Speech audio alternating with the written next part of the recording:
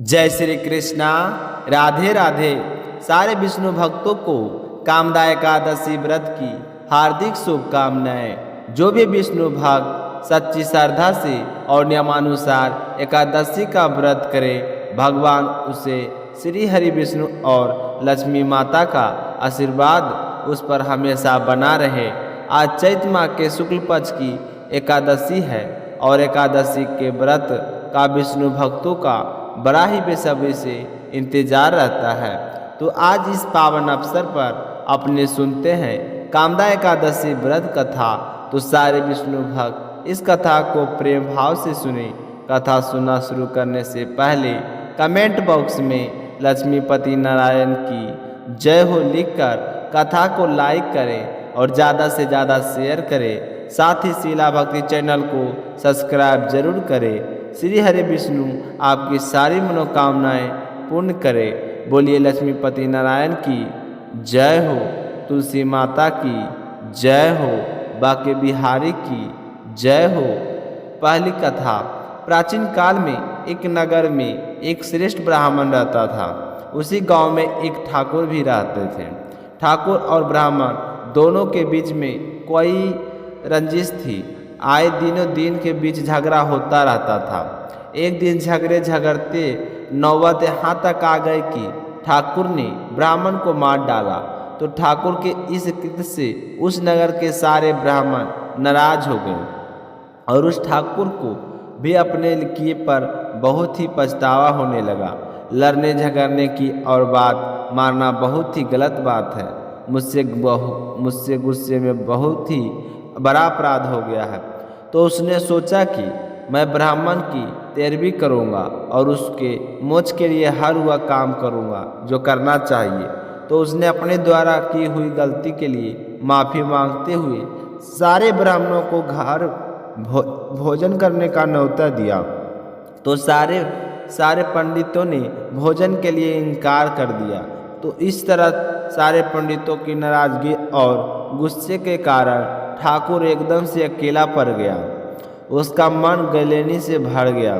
वह बहुत ही बड़ा अपराध कर दिया और वह स्वयं को पूरी तरह से दोषी मानने लगा। हर समय एक ही बात सोचते रहने के कारण वह काफ़ी परेशान रहने लगा और अपने जीवन से दुखी हो गया। तो एक दिन वह सोचता सोचता वन की ओर जा रहा था। तो उसे रास्ते में एक साधु मिले। तो उसने साधु महाराज को प्रणाम किया। तो साधु ने उससे पूछा कि बेटा, काफ़ी चिंतित दिखाई दे रहे हो, क्या बात है? तो ठाकुर ने हाथ जोड़कर अपने द्वारा हुई गलती के बारे में साधु को बताया और कहा कि साधु महाराज, मुझसे बहुत ही बड़ा महापाप हो गया है। आप मुझे इससे निवारण का कोई उपाय बताएं। तो ठाकुर की बात सुनकर साधु ने कहा कि बेटा, प्रायश्चित करने से आधे पाप तो धुल जाते हैं। तुझे अपने किए पर पछतावा है, यह बहुत ही बड़ी बात है। अब मैं तुझे इस पाप से मुक्ति पाने का उपाय बतलाता हूँ। तुम ऐसा करना कि चैत माह के शुक्ल पक्ष की जो एकादशी आती है उसे कामदा एकादशी के नाम से जाना जाता है। उस एकादशी का व्रत पूरे विधि विधान से करना। एकादशी व्रत के सारे नियमों का पालन करना। तो एकादशी व्रत के प्रभाव से तुझे इस पाप से जरूर छुटकारा मिलेगा। ऐसा कहकर उसे आशीर्वाद देते हुए साधु महाराज वहाँ से चले गए और खुशी खुशी घर आ गए। जैसे ही चैत माह के शुक्ल पक्ष की एकादशी तिथि आई तो ठाकुर ने उस महात्मा के बताए अनुसार कामदा एकादशी का व्रत रखा। कामदा एकादशी का दिन जब वह भगवान विष्णु की मूर्ति के पास सो रहा था तो उसने एक स्वप्न देखा।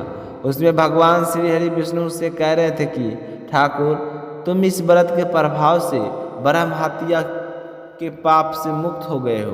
ब्रह्म हत्या के अपराध बोध से मुक्त होकर ठाकुर ने कामदा एकादशी का व्रत का महत्व और लोगों को भी बताया कि कामदा एकादशी का व्रत करने से व्यक्ति के सभी पाप नष्ट हो जाते हैं और विष्णु लोक में उसे व्यक्ति को स्थान प्राप्त होता है और कोई भी मनोकामना हो वह भी अवश्य पूर्ण होती है।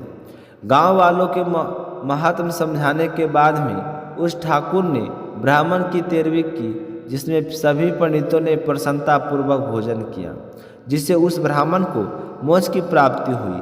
तो अब सुनेंगे दूसरी कथा। प्राचीन काल में भोगीपुर नाम का एक राज्य था, जिसका राजा था पुंडरीक। वह धन ऐश्वर्य से युक्त था। उसके राज में दलित और ललिता नाम के स्त्री पुरुष रहते थे। वे दोनों एक दूसरे से बेहद प्रेम करते थे। एक बार राजा पुंडरीक की सभा में ललित अन्य कलाकारों के साथ गाना गा रहा था। तो उसी दौरान वहाँ ललिता की ओर देखता है तो उसका ध्यान भंग हो जाता है, जिसके कारण उसका स्वर बिगड़ जा गया। तो राजा पुंडरीक ने देखा कि ललित ने स्वर का लय बदल रहा है और वह गाने में असमर्थ है। उसकी वजह है उसकी पत्नी ललिता। तो राजा को गुस्सा आ गया और उसने गुस्से में ललित को श्राप दे दिया कि मेरे श्राप से तुम मनुष्यों को और कच्चा मांस खाने वाला राक्षस बन जाए। तो पुंडरीक के श्राप देते ही ललित एक राक्षस बन गया। उसका शरीर 8 योजन का हो गया। उसका जीवन कष्टकारी हो गया। तो वह जंगल में रहने लगा। उधर घर पर उसकी पत्नी ललिता बहुत ही दुखी हुई और वह ललिता के पीछे दौड़ती रहती थी।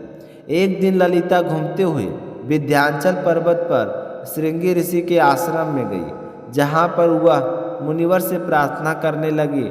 श्रृंगी ऋषि ने उसके आने का कारण पूछा तो ललिता ने सारी बात ऋषि को बताई और कहा कि मुनिवर, कोई ऐसा उपाय बताइए जिससे मेरे पति को इस योनि से छुटकारा मिल जाए। तो ललिता की बात सुनकर श्रृंगी ऋषि ने कहा कि तुम कामदा एकादशी का व्रत करो और उसका पुण्य फल अपने पति को दे दो, तो उस व्रत के प्रभाव से वह बहुत ही जल्दी राक्षस योनि से मुक्त हो जाएगा।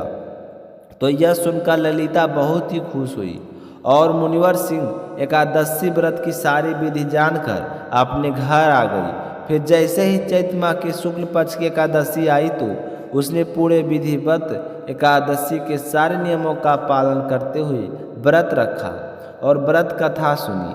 अगले दिन द्वादशी को पारण करके व्रत को पूरा किया। फिर उसने भगवान से प्रार्थना की कि हे भगवान, मेरे इस व्रत का पुण्य मैं अपने पति को दे रही हूँ ताकि वह राक्षस योनि से मुक्त हो जाए। तो भगवान श्री हरि विष्णु की कृपा से उसका पति ललित राक्षस योनि से मुक्त हो गया और दोनों पहले की तरह रहने लगे। उसके बाद में ललिता और ललित दोनों हर साल कामदा एकादशी का व्रत रखने लगे और अपने जीवन में समस्त सुखों को भोग करते हुए अंत में वैकुंठ धाम को गए। तो यह थी कामदा एकादशी की व्रत कथा। बोलिए एकादशी माता की जय हो। तो यह थी कामदा एकादशी व्रत कथा। कल अपने सुनेंगे कामदा एकादशी व्रत के पारण की कथा। जिस विष्णु भक्त ने एकादशी का व्रत रखा है वह द्वादशी के दिन एकादशी व्रत के पारण की कथा को सुनकर ही व्रत का पारण करे।